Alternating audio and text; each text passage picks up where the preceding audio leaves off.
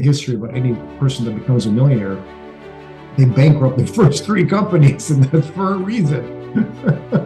That's for sure.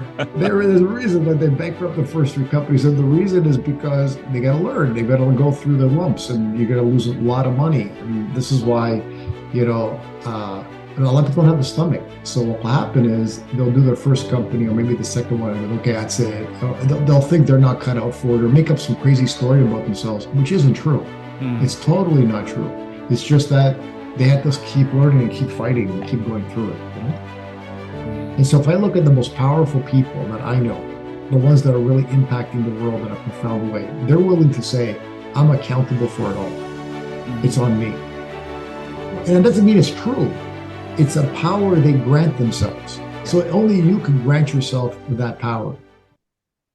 Many people today are looking for side hustles, but looking all in the wrong places. When we exchange time for money, that's yesterday's income. People today want to work hard, yes, but also want time and money freedom. But true residual income only comes available in a select few industries that are normally reserved for the uber wealthy. Industries like healthcare, energy, and telecom are the industries that normally where the elite class reside. But what is the secret to accessing these industries? And how can you too profit from the largest industries in the world? And while at the same time being coached and trained by successful entrepreneurs on business building, mindset, leadership, and team success. Well, in today's modern economy, new thinking and new ways of doing business is a must. Now, before we get into all that, I just want to remind you that if you are interested in raising your standards as a father, a husband, and an entrepreneur, then I encourage you to participate in our Band of Brothers group mentorship program. We're a group of ordinary guys working towards living extraordinary lives. And you can find us at the Awakened Man Training Academy at members.theawakenedman.net. And with that, let's go on with today's episode. The average man today is sleepwalking through life, many never reaching their true potential, let alone ever crossing the finish line to living a purposeful life. Yet, the hunger still exists, albeit buried amidst his cluttered mind, misguided beliefs, and values that no longer serve him. It's time to align yourself for greatness. It's time to become a revolutionary man. Stay strong, my brother. Welcome, everyone, to the Revolutionary Man podcast. I'm the founder of the Awakened Man movement and your host, Alan DeMonso. So before we get started, allow me to ask you a couple more questions. What is residual income? And how do you go about building it? Well, those are two interesting questions because for me, they've been a little bit confusing in the past. And so today, my guest is going to reveal to us what that looks like and how he has moved and changed his career and his business path. So allow me to introduce my guest. Cavaliere Franco Lofranco has been an entrepreneur since the age of 22. His parents moved from Italy to Canada at a young age, and they instilled in him a work ethic and a sense of entrepreneurship. Then at the age of 24, he co-founded a company that became one of Canada's first high-speed internet companies in the early 90s. And that grew into one of Canada's fastest growing companies. From there, he expanded into sports and real estate consulting, and eventually into direct sales, where he built a global organization. Now, due to this entrepreneurial success, the Italian government and the president of Italy in 2007 bestowed upon him the title of Sir, or as it is known in Italy as Cavaliere, and I hope I'm pronouncing that right, for his entrepreneurial accomplishments. Welcome to the show, Franco. How are things? Alan, good morning. Fantastic. Are you kidding me? I'm glad to be on. It's a pleasure and an honor. And I acknowledge you for what you built for the Awakened Man, because I remember when I, as a man, first became awakened and what that meant for me and what that meant for my relationship with my father is absolutely huge. So thank you for what you're doing for all men. It's something that we really need, especially in today's society where it seems like the suppression of man is, paramount for some people and some organizations to do. What you're doing is invaluable. So it's just an honor for me to be on here with you. Well, I really appreciate that. And it's so true. We're working hard towards really having a better understanding of what true masculinity means and to move away from the society idea that anything that is masculine is bad. And so having guests like yourself on today who show what a true man looks like is really the goal of our podcast. So let me start off with my first question here. As you know, we like to talk about being on a hero's quest, where all of us are on our own little hero's journey. So tell us about a particular time in your life where you were challenged and maybe felt lost and knew some things had to change. what did you do during that experience, and how did that shape you into the man that you are today? How that every day? Fair enough. Every day we challenge us. At least for me, it is. It's like everyday learning. But I'll go back to when I was really young. I was in my early 20s. I started my very first company. Didn't know what I was doing. Partnered with a gentleman. We got started in a business. We were doing import-export to Mexico. And at the time, everything was going great. But, like there are always going to be obstacles and challenging times. And up to that point, I had never faced any, right, in the business world. And so I'll never forget, Mexico economy tanked. My business partner left me. I was 22 years old. I had 15 to 20 employees. I had debt. I had money. I had all these things all on my own, money that I owed. I had a gentleman that came in and we bought, he was a native artist painter. And my partner had bought art from him and was hanging in our office. And he never paid him. So I'll never forget this. He comes into my office at 4 p.m. The front receptionist calls me, there's somebody here that wants to get paid. I said, well, join the group. I have so much money now.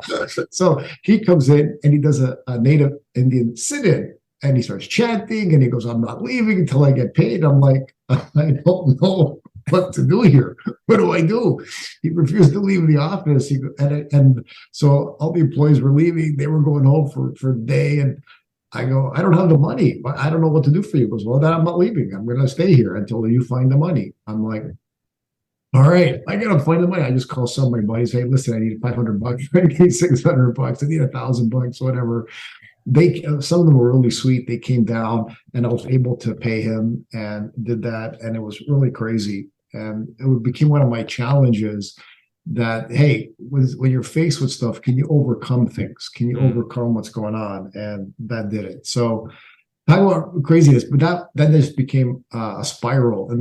And the stress that caused and created for me, I don't know if it's good, but it taught me some valuable lessons about business.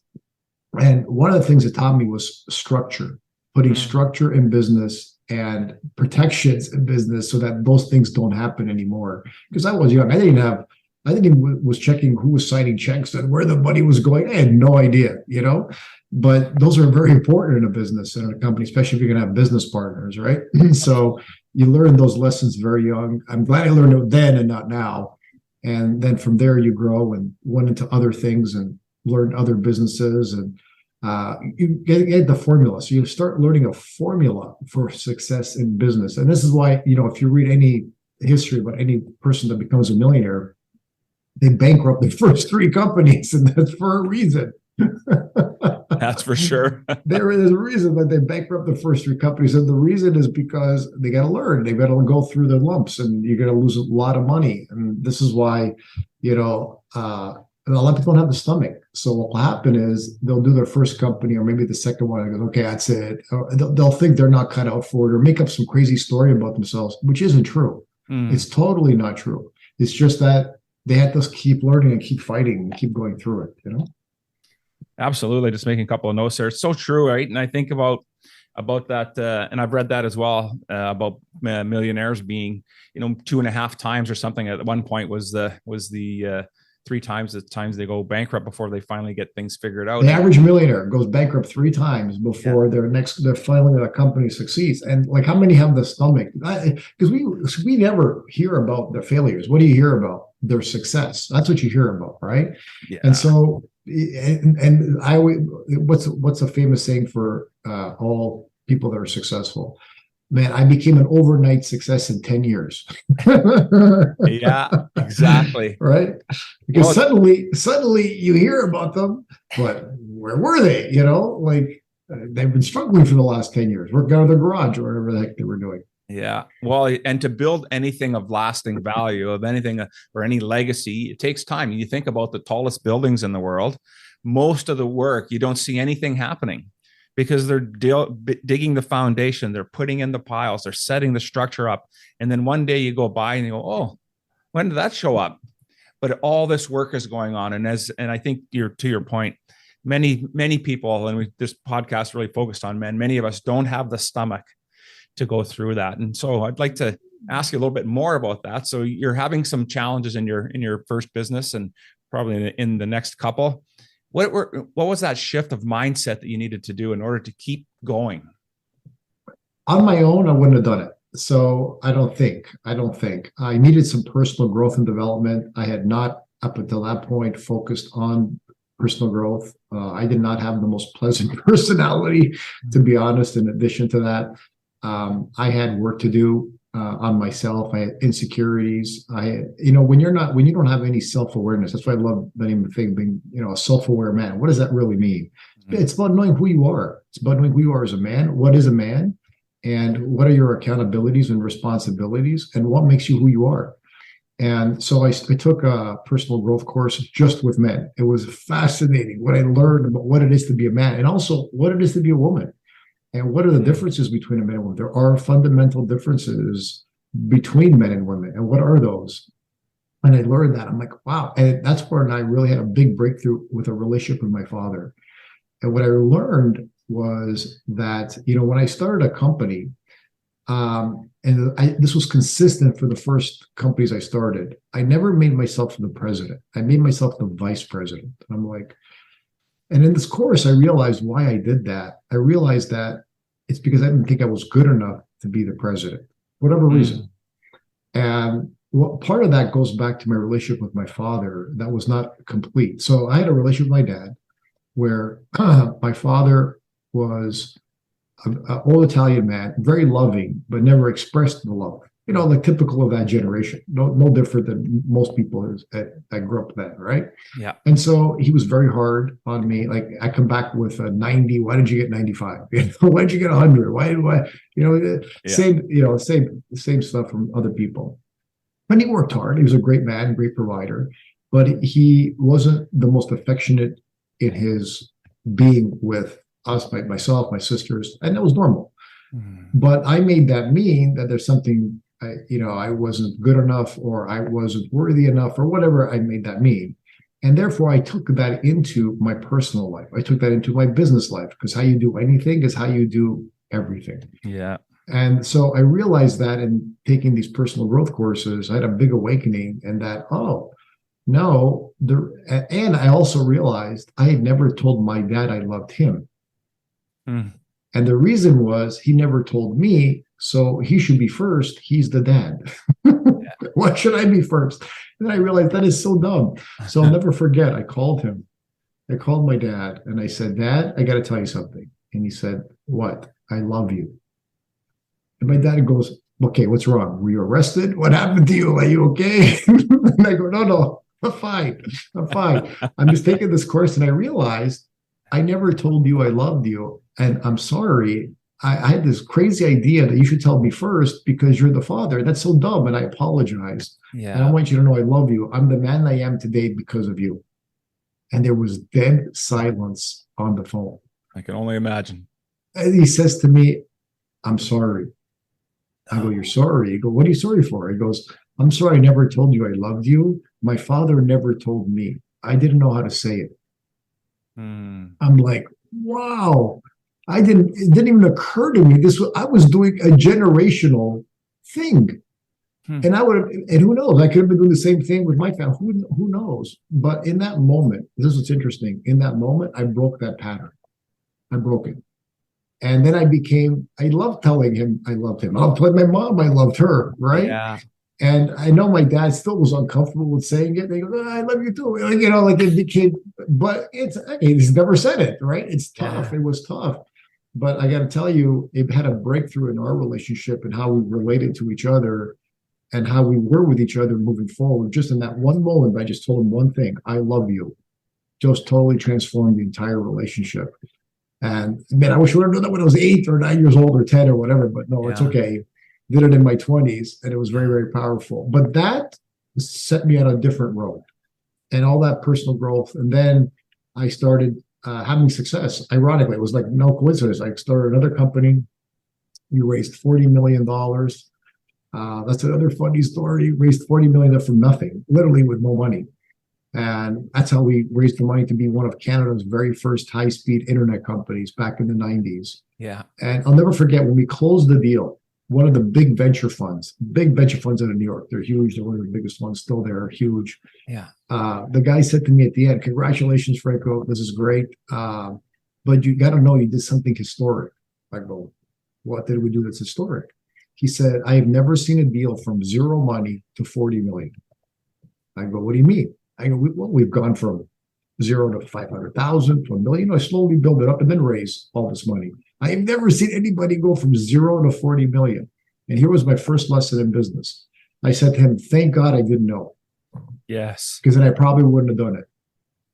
Because if I would have known that that was not possible, never been done before, I probably would have put a self-limiting belief on myself that I would have to do exactly what you said.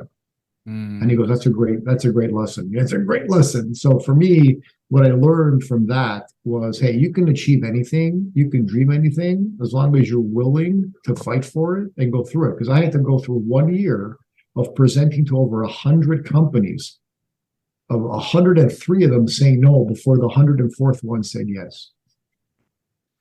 That's incredible, right? And just I really like that story and how you shaped the idea of limiting belief and how many times in our lives when we go and do something and then somebody has come up, and maybe it doesn't happen too often. It's not necessarily going from 0 to 40 million, but even just attempting something that you just didn't know any better and it works out. And someone who's been there before, so tells you that like that just doesn't happen. And because sometimes when we get that roadmap, and I think that's part of the problem with a lot of guys is that we want to have you talked about having structure in business, completely agree. You need to have structure, SOPs, everything. Otherwise your business is going to flounder. But in life, sometimes I think we're too afraid to take that first step forward until we've got this mapped, completely written out. And I don't know what your experience is working with other people, but are you finding that is also the same thing, that people want so much information, yet they're not taking any action? I've seen both. So I've seen people that just take action and then have no plan, right? So they're like spinning their wheels, or I'll see that. And they have no experience of how to do a business plan or what business is or how to actually create one. But they're God bless them. They love it, but they don't stop for 2 minutes to realize, okay, what is their plan and what are they going to do? And then I've seen what you just said, which is they're all structure, but no action, because they get stuck they become paralyzed in the analysis of their own plan. So I have seen both. So the key is having a balance. You need to have a balance of both. You need to have a plan. It's got to be clear. And you have to be motivated by that plan. What does that mean? That means every day take some action. And every action leads to motivation. The problem with people that get paralyzed by a plan is they're seeking motivation to take action. And it doesn't work that way. That's not how human beings are motivated. Human beings get motivated by creating action, getting a result from that action, and that creates momentum and motivation. Yes. And as long as you understand, it's like when you go to the gym, right? Who the heck wants to go to the gym and work out? Especially in the morning. Nobody wants to go do that, right? Yeah. But once you're there, you feel good, you come out, your whole day is like totally different out of it. So the action created that momentum and motivation in your life. Business is the same. Anything you do in your life is the same. So you've got to take that action. You can't be afraid. You need a plan that you're following. Great, 100% for sure. And make sure that plan is great. So I have a philosophy that if you have goals that you set and that you're not achieving at least 80% of your goals, then one or two of things is off. Either A, your plan is off. You need to review it. So I always have people review your plan. Like I've got my plan, for example, right here. I keep it with me at all times. I've got a plan for 2023 for all the things I'm doing. And behind this are another 40, 50 pages of material that goes to support my plan for 2023. And so if I can achieve 80% of my plan, that's great. If not, either the plan is off or my work ethic is not where it needs to be. One of those two things is going to be off. And so that's up to me to figure that out. And then I've got accountability partners and coaches that keep me to account for my plan. And so to answer your question, yeah, like there's going to be both sides. You just need to and put an accountability team around you to support you and help you, because on our own, good luck. Like you need coaches and mentors and a support structure, whether it's a team of people, like on our team, we have all our leaders that meet once a week to go over our plans to make sure, because what happens to most plans is after January, they go out of existence. Yes. And so, like, this is the toughest month for people to execute on their plan is February.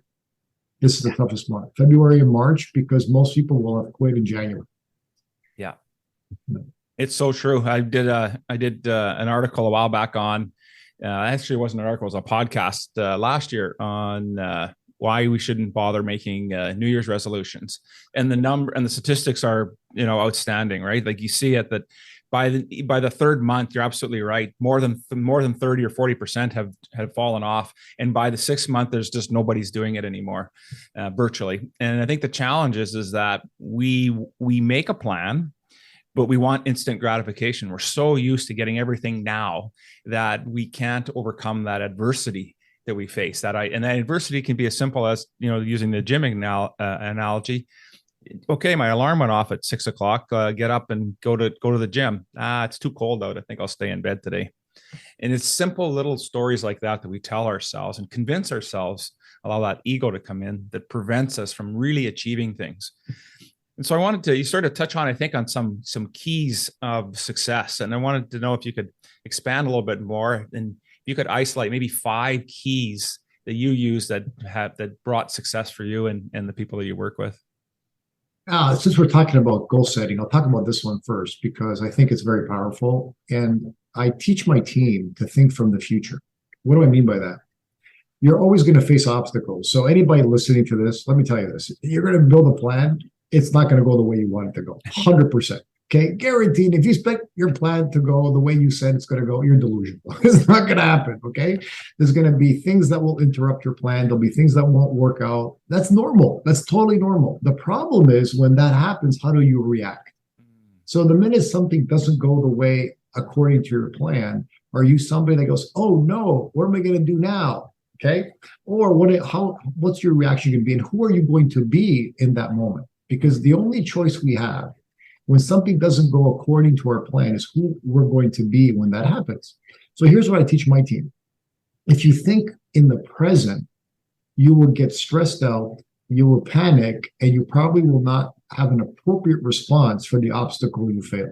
But if you think from the future, then a solution will become self-evident. What does that mean? So let's say you want to always act like your goal's achieved. It's been done. It's done. Because if you notice, the people that achieve their goals, when they achieve their goals, it's anticlimactic. It's like, it was supposed to happen. Because they've been living from that goal, that result, the whole time. This is why it feels anticlimactic when they achieve it. So here's what I tell my team. Okay, look, something happened, great. Here's the question, or here's what you say to yourself. That was supposed to happen. How did I overcome it? So when you think from the future back, I had a mentor who taught me this. He was amazing. He goes, "Franco, this was supposed to happen. How did you deal with it?" "Oh, how did I deal with it?" Okay. So I put myself into the future. It gives me the power versus being a victim to my circumstances in the moment. And so okay, how did I deal with this? What did I say? Who did I talk to? How did I overcome this? Oh, there's the answer. Let's go get it done. And then the solution becomes self-evident. There's no stress. There's just, okay, I got it. And then every time that happens, it's not a laborious effort. It's fun. It's actually, okay, how did I solve this? Right. Who was I being that when this happened? And it makes it a fun game versus, oh no, I can't believe this happened. Now what am I going to do? I can't believe this. Why did this happen? This wasn't supposed to happen. No, it was supposed to happen, or it wouldn't have happened. Right. Right. So and I obviously overcame it because look, I achieved it. Yes. Right. So since I achieved it on this date, let me look back and how did I overcome it? And when you can do that, you'll have power, you'll have fun, you'll have solutions that will come to you that before would never have come to you.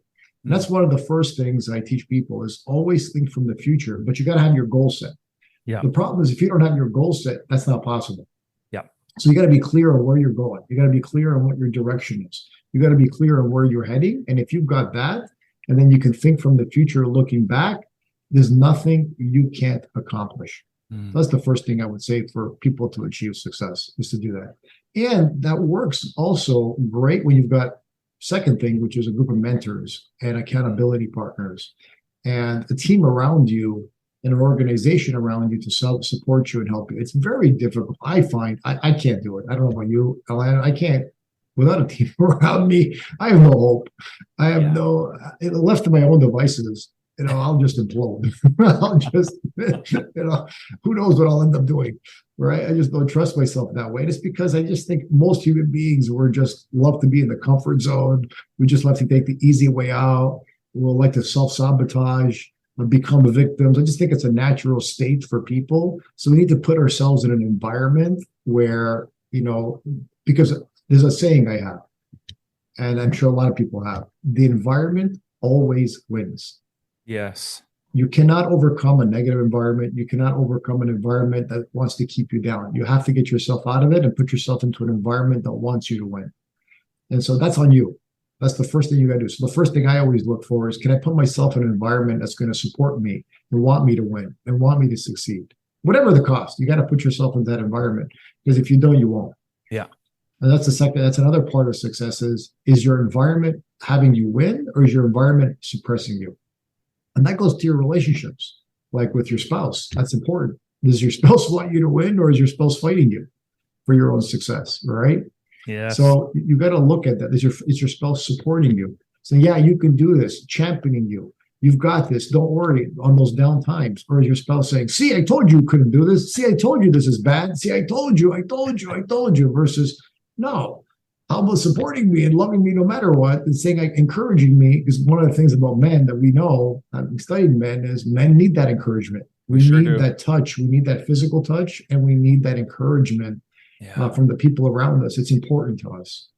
And so that's another aspect to our success.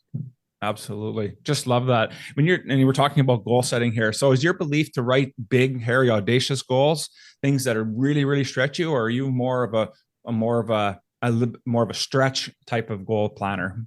That's the biggest debate all the time, and the number one question I always ask. And so I'll just tell you what I believe. Yeah. It's great to write big, audacious goals. I don't mind that at all. But you also have to have within that very concrete goals and a plan to achieve those goals step by step. Because one thing I see is people have these big, audacious goals, but no plan how to even get there. Right? Well, what's the point of that? Like, tell me what the point of that is. I don't understand. Like, okay, you're a dreamer. Good for you. How are those going to come true now? How are they going to be based in reality? Okay. And so what you want to do then, have a big audacious goal. I have no problem with that. Like, I want to own an island. Okay, cool. Great. What is that island going to cost? I don't know. I said, we'll go find out. And then they find out, it's only $3 million.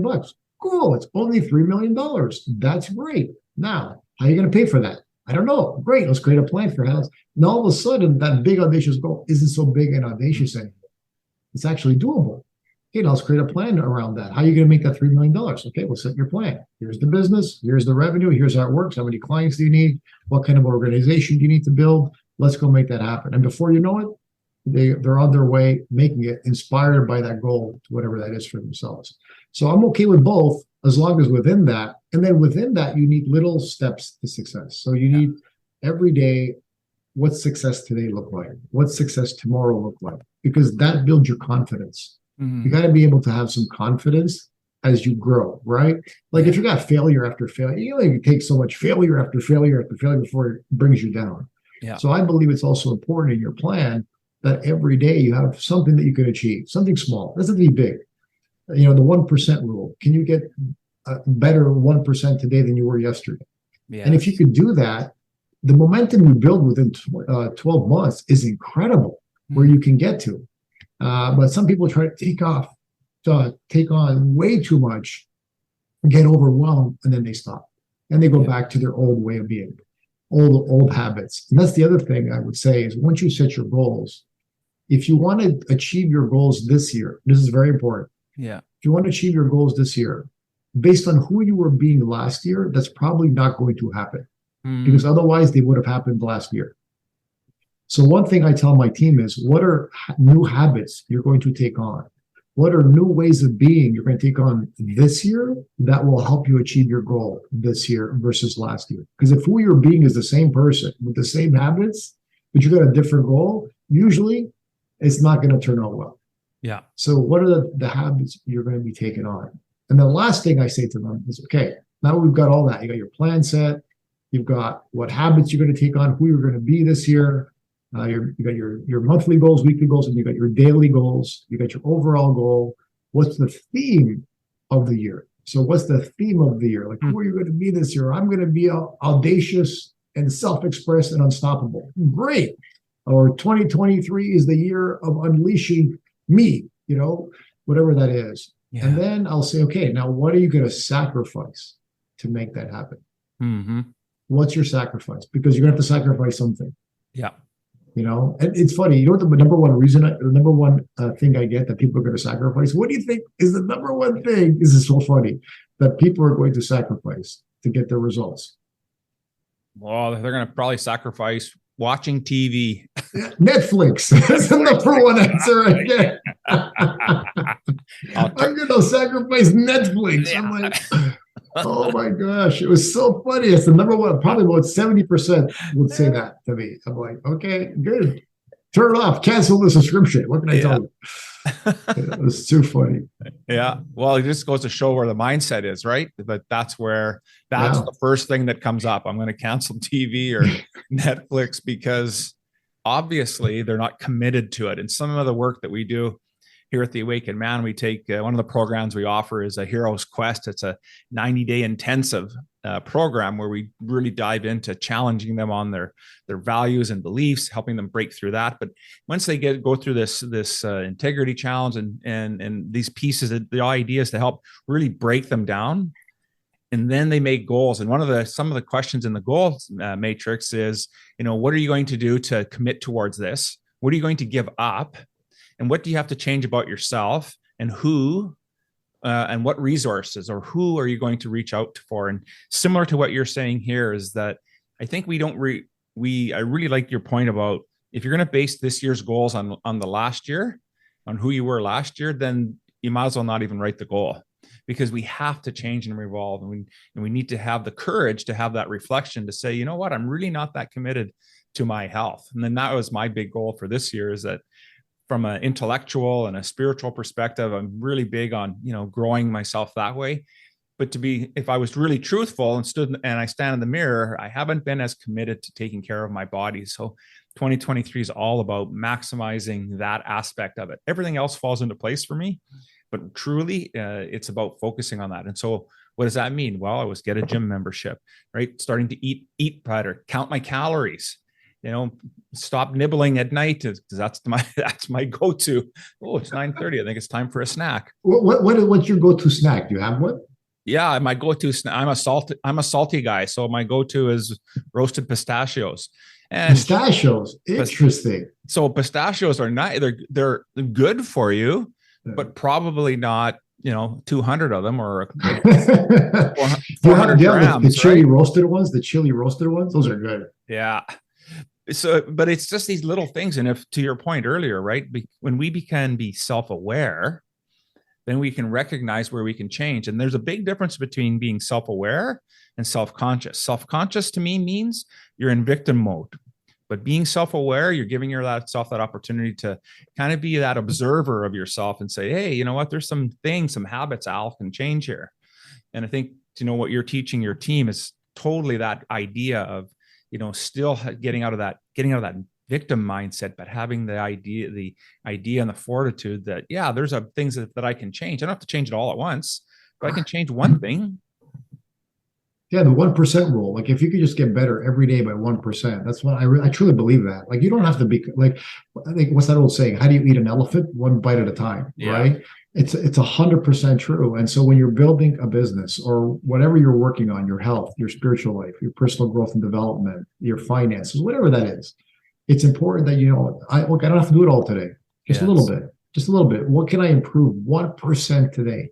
But that compounded over a year is huge. People have no idea that 1%. There's a lot of books written on the 1% rule today. I highly recommend looking them up and reading them because, and they'll all tell you the same thing, which is if you just learn 1% per day, something new, or implement something new into that area you want to improve, within a year, you won't even recognize yourself or that area. Absolutely. Completely agree. Now, I kind of teased everybody a little bit about, getting into this, where the elites, make money and earn income. And we talked about healthcare. And so I wanted to talk today a little bit about what you're seeing in the challenges in today's healthcare industry and how you've been able to hack into that. That's a great question. So it's different between Canada and the US. So right now I'm in the US, and Canada's got its own challenges, which is, we're going to pay for everything, but it'll be not the greatest service in the world, right? That's an understatement, I know. So that's one model, right? And the US model is you got to pay through the nose. Well, how do you pay through the nose? And then if you don't have it, I guess right now, I don't know if you know this, in the US, it's the number one cause of bankruptcy in the United States is healthcare. The number one cause of ruining your credit is healthcare. It's really sad what's happening in the United States right now. I'm in Scottsdale, Arizona. I was born and raised in Toronto, as you know. Yeah. And now for the cold, I couldn't take it anymore. So now I'm in where's the hottest place I can find? Arizona. But it was like a shock to come down here and see the price you've got to pay for healthcare. And that's called centralized healthcare. So how centralized healthcare works is you pay a monthly, like car insurance in Canada, right? Yeah. Pay a monthly premium. There's a deductible. Deductible here are insane. 5,000, 10,000, whatever the heck it may be. And then you've got, other costs added to that. But the insurance companies are not really for you. They're for profit, that's their whole point. Like I was reading, if you look at, I was looking at about 10 or 12 insurance companies over the last decade. Their CEO average compensation over the last decade was between, just for the CEO, $350 to $400 million in compensation. Wow. One person. So where's a person's money really going? So I got a chance now to work with an incredible company that there's a whole industry down here called health sharing, which is pretty great. And health sharing started with Christian churches 30, 40 years ago, where it became member-based, peer-to-peer. And people are now familiar with member-based and peer-to-peer because thanks to what's happening with blockchain and crypto and all other stuff, and finance is becoming decentralized. It's becoming the way of the future where we become empowered with our own money. And so we were able to launch a decentralized healthcare platform with advanced patented technology that imagine this, you put money into an account, and then when every member does the same. And then, so let's say something happens to you, Alan, and you need money. Yeah. Great. There's an AI, a patented technology that knows how much you take from each member to pay that. That's pretty cool. So what's the advantage of that? Well, the advantage of that is lower cost, full transparency. You can see where all the money goes. Yeah. It's a nonprofit.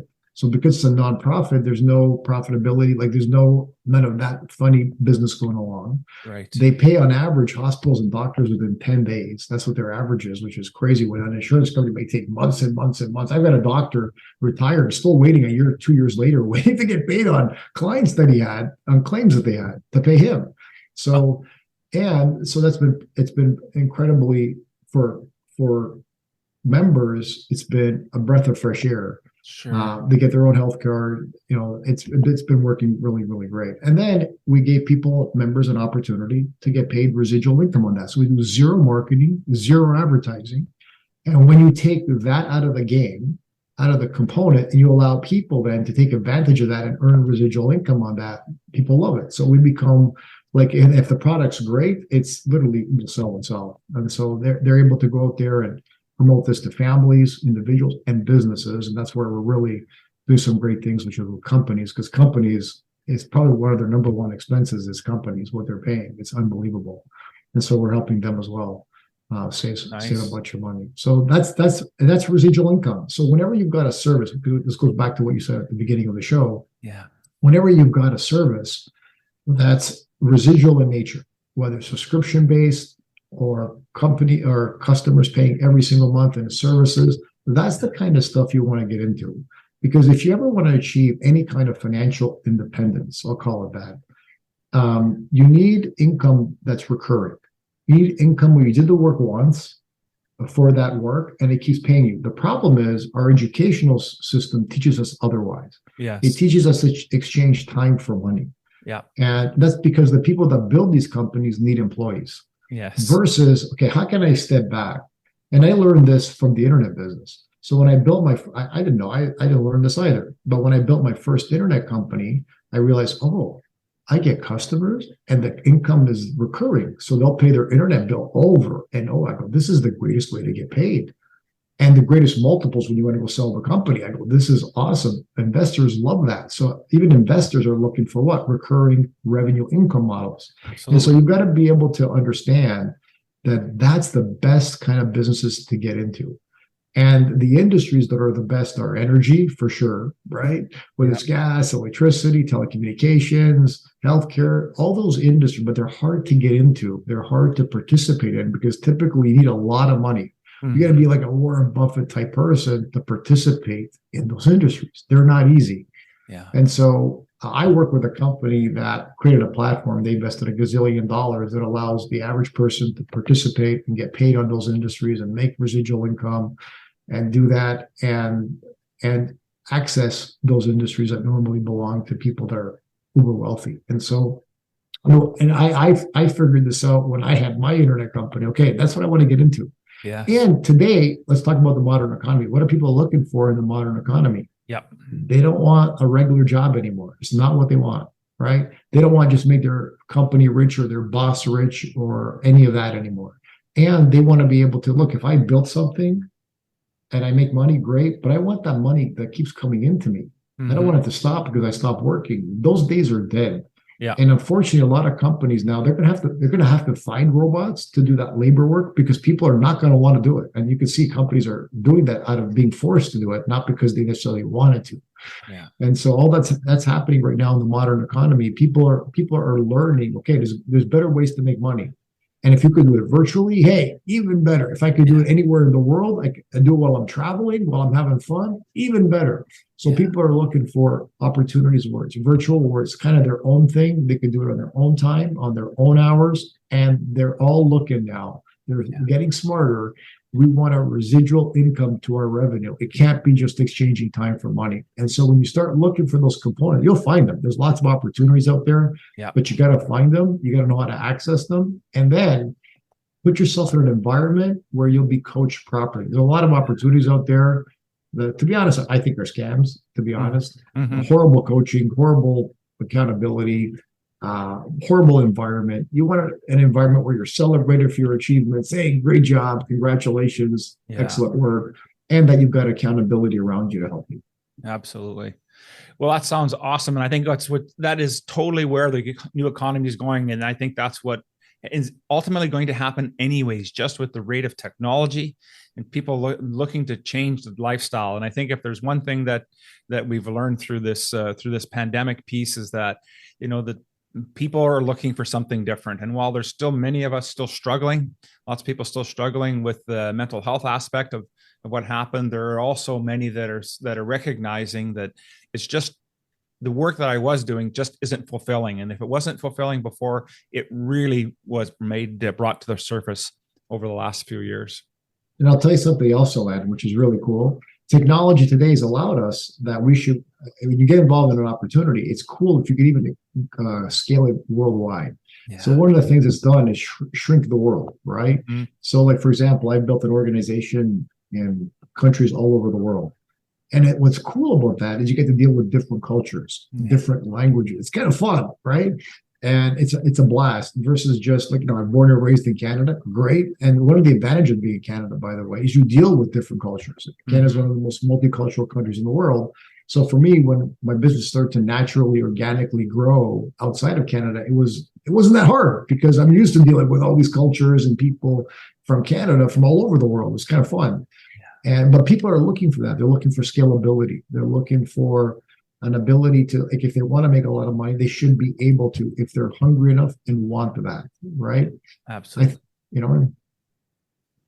Yeah, I completely agree with you, Franco. I think the is that if you have the desire, you just need to find the right vehicle. And I think today the old economy was going to a job and working for a fixed income, because basically that's what it is for many people. There's only so many people that are going to climb that corporate ladder. There's only so many positions. Why not start something or get involved in something that allows you to expand who you are as an individual, but also the possibilities for yourself and your family? Yeah. I mean, for the longest time, it was real estate for people, which is fine. But now we see what's happening with the price of real estate and interest rates. And it's not always the most doable thing. Now, I'm not saying don't invest in real estate 100%. If you can have something physical, a physical asset like that, take your money that you're making and put it in that 100% wise decision. Yeah. But it doesn't have to be your go-to now there's so many options that we've got access to. Learn them and master them, and also be patient. Yes. You know, this goes back to what we were talking about at the beginning. I mean, when I first got involved in some of these industries, I wasn't very good. I had to learn. I had to learn how to build an organization, how to scale an organization. How do you grow an organization and then have it grow without you? Mm-hmm. And that's another thing that we want is not only do we have recurring residual income, but then can you also build an organization of people that doesn't need you in the future because you've trained them in such a way from a leadership perspective that on their own now they're able to thrive and be successful. And that's another thing. And that's on us. That's completely on you to study that and study leadership. Like I think I must have read every John Maxwell book on leadership. Like whatever comes up, I try to read every single day on leadership. I think it's important because you always want to become a better leader and better person every day, the next day than you were the day before. Completely agree with that. Completely agree. You know, of everything that we've spoken about today, and maybe there was something that we didn't talk about, what would be the one takeaway you'd want our listeners to have? Look, at the end of the day, it is up. Think about this. You have the power to accomplish whatever you want. You really do. Okay. And I always tell people, since you have the power, the only way that power gets realized is if you're willing to be accountable for your life. Because what I've realized and learned is the more you're willing to be accountable for your life in every area of your life, the more power you're going to have. The more you're going to be a victim to your life and a victim to your circumstance, the less power you're going to have. And so if I look at the most powerful people that I know, the ones that are really impacting the world in a profound way, they're willing to say, I'm accountable for it all. It's on me. And it doesn't mean it's true. It's a power they grant themselves. So only you can grant yourself that power. And so they grant themselves that power. Why? It gives them power to impact it. Not because necessarily it's true. It's a way or a perspective of looking at life. And so I always say to people, look, you want to be powerful in life, you want to achieve results in life, you want to have a satisfying life, a fulfilling life, then be willing to be accountable for every area of your life, not just the ones that are convenient or work out. No, even the ones that don't work out. So it's like, it's on me.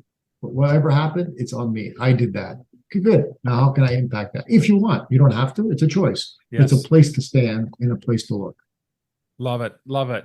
I just want to say thank you so much, Franco, for spending time with me today. You know, we were able to unpack quite a bit, and I think we've left some great breadcrumbs for people to be able to figure out how they can build residual income in any industry, and just also thinking about how they can shift their mindset from what they're doing today to how they can truly live a more fulfilling life. So if people are interested in getting involved with your work and getting in touch with you, what would be the best way for them to do that?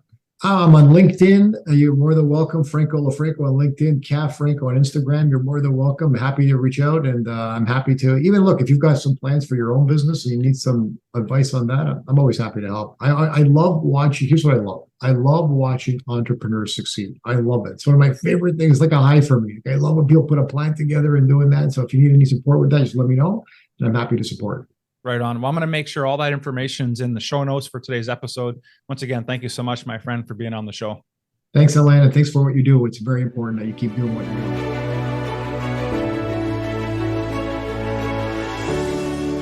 Thank you for listening to the Revolutionary Man podcast. Are you ready to own your destiny? To become more the man you are destined to be? Join the brotherhood that is The Awakened Man at theawakenedman.net and start forging a new destiny today.